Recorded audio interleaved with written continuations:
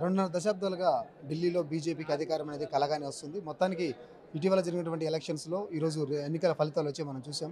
ఢిల్లీ పీఠాన్ని కూడా బీజేపీ కైవసం చేసుకుంది. దీనికి సంబంధించి ఆ నేతలైతే చాలా ఆనందం వ్యక్తమవుతుంది. సార్ చెప్పండి, మరి ఢిల్లీ పీఠాన్ని కైవసం చేసుకోవడం పట్ల పార్టీ నాయకుల కృషి ఏ విధంగా ఉంది? లేదంటే యాప్ ఫెయిల్యూర్సే మీకు కలిసి వచ్చాయనుకుంటున్నారా? ఒకటి బీజేపీ 27 సంవత్సరాల క్రితము అక్కడ అధికారంలో ఉండే. బీజేపీ అక్కడ సంస్థాగతంగా కూడా కొద్దిగా ప్రజల్లో కూడా దానికి ఒక మంచి ప్రభావం ఉన్నటువంటి ప్రాంతం. కొన్ని కారణాల వలన గత 10 సంవత్సరాల నుంచి కూడా ఆమ్ ఆద్మీ పార్టీ అబద్ధాల ప్రచారాలతో, గ్రాఫిక్లతో అసలు చేయలేని పని అన్నీ చేసినామని చెప్పి ప్రజల్ని మభ్యపెట్టి ఢిల్లీ ప్రజల్ని బాగా మభ్యపెట్టారు. ఇది మొదటి కారణము. వారిపైన విరక్తి పుట్టి బీజేపీ వైపు ఢిల్లీ ప్రజలు చూశారు మళ్ళీ.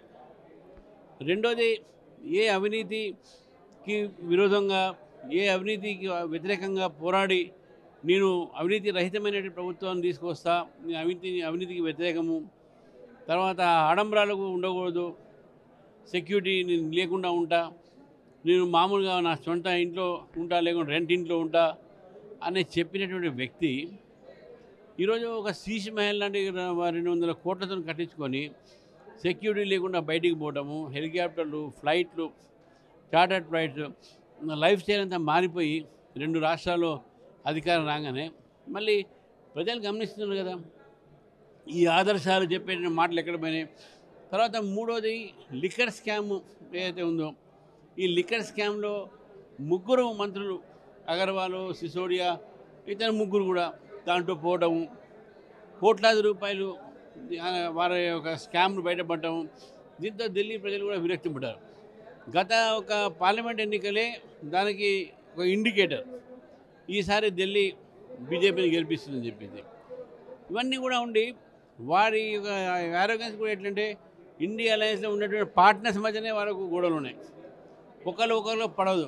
కాబట్టి ఈ రకమైనటువంటి యాటిట్యూడ్స్తోని ఢిల్లీ ప్రజలు పూర్తిగా ఆమ్ ఆద్మీ పార్టీని తిరస్కరించి బీజేపీకి మరొకసారి 27 సంవత్సరాల తర్వాత మళ్ళీ అవకాశం ఇవ్వడం జరిగింది. సార్, అదేవిధంగా ఢిల్లీలో వాయు కాలుష్యం మనం చూసాం, విపరీతంగా పెరిగిపోయింది ఈ నేపథ్యంలో. ఆ ప్రభుత్వం ఆ వాయు కాలుష్యం అరికట్టడంలో కావచ్చు, అదేవిధంగా ప్రజలకు మౌలిక వసతులు కూడా సరిగ్గా కల్పించలేకపోయారని ఒక ఆరోపణ ఉంది. సో ఇవన్నీ కూడా బీజేపీ కలిసి వచ్చే అంశాలు అంటారా? డెఫినెట్గా ప్రభుత్వం వైఫల్యము 10 సంవత్సరాల సమయం ఇచ్చిన తర్వాత కూడా ఇప్పుడు చూసినా నువ్వు మోదీ మీద ఏడటమే, సెంటర్ మీద ఏడటమే, కానీ నేను ఇది చేస్తున్నా, ఇది చేయాలి అని ఎక్కడ కూడా కనబడలే కదా. మీరు చేసినట్టు పని ఏంది? మీరు కాలుష్యం వచ్చి ప్రజలు అన్నారు, మీరు అక్కడ పంజాబ్లో కలగడుతున్నారు, మీరు వద్దని చెప్పి మీ పక్కనే కదా, మీ ప్రభుత్వం కదా. హర్యానాలో వాళ్ళు కలగడుతున్నారు మొత్తం ఫీల్డ్స్ అని కూడా. మీరు చెప్పొచ్చు కదా, మాట్లాడవచ్చు కదా, మీ పక్క రాష్ట్ర ప్రభుత్వమే కదా.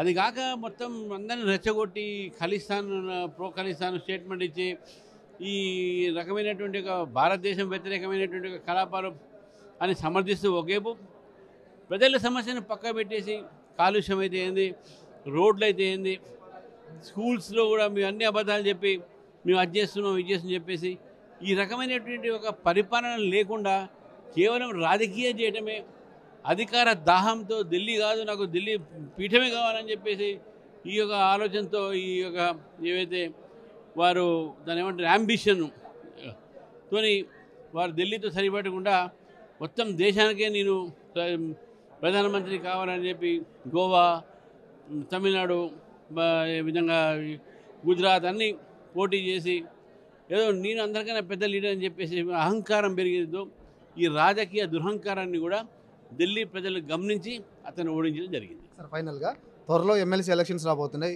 మన తెలంగాణలో. సో దీనికి సంబంధించి మీరు ఏ విధంగా ముందుకెళ్ళిపోతున్నారు? ఎమ్మెల్సీ స్థానాలు మీరు కైవసం చేసుకునే అవకాశం ఉందంటారా? ఈరోజు 3 ఈ ఎమ్మెల్సీ సంబంధించినటువంటి ఒక ఎన్నికల సందర్భంగానే మీటింగ్ జరుగుతూ ఉంది ఇక్కడ. మేము 3 కూడా మేము గెలుస్తాం. ఈరోజు కాంగ్రెస్ పార్టీ వ్యతిరేకంగా ప్రజలు ఉన్నారు, విద్యావంతులు ఉన్నారు. కాంగ్రెస్ పార్టీకి ఇచ్చిన అవకాశాన్ని వాళ్ళు సరైన పద్ధతిలో ప్రజా సమస్యని పట్టించుకోకుండా ప్రజా వ్యతిరేక ప్రభుత్వం అయింది. ఇటు రైతుల్ని, ఇటు విద్యార్థుల్ని, ఇటు ప్రభుత్వ ఉద్యోగస్తుల్ని, ఇటు ఇన్న అనేక విద్యా వ్యవస్థలో సమస్యలు పక్కకు పెట్టేసి ఈరోజు టీచర్లకు సమయానికి వాళ్ళకు శాలరీస్ లేక, ప్రమోషన్స్ లేక, కొత్త అపాయింట్మెంట్లు లేక, వీటన్నిటితో ఈ విద్యా వ్యవస్థ బస్సు పట్టినటువంటి ఒక గతంలో అది కొనసాగుతున్నది. కాబట్టి తప్పకుండా ఈ 3 సీట్లు కూడా భారతీయ జనతా పార్టీ గెలుస్తుందని చెప్పి నాకు పూర్తి నమ్మకం ఉంది.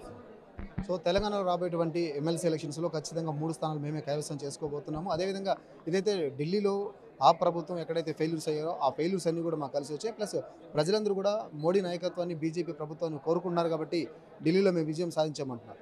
కెమెరా పర్సన్ రాజాతో జోసఫ్, పన్ ఇండియా తెలుగు.